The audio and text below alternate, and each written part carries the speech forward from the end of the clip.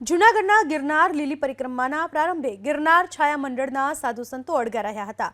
પરિક્રમાનું ઉદ્ઘાટન નિષ્પક્ષ રીતે ન થયું હોવાના આરોપ લગાવી સાધુ સંતોએ વિરોધ કર્યો। ભૂતનાથ મહાદેવ મંદિરના મહંત મહેશગીરી ગોસ્વામીએ કહ્યું કે પૂર્વની પરંપરા મુજબ રૂપાયતન પાસે પરિક્રમા ગેટ પર જ ઉદ્ઘાટન થવું જોઈએ। જિલ્લા કલેક્ટરે આ અંગે નિર્ણય કર્યો ન હતો। આ મુદ્દે પરિક્રમા બાદ મુખ્યમંત્રી અને વનમંત્રીને રજૂઆત કરાશે।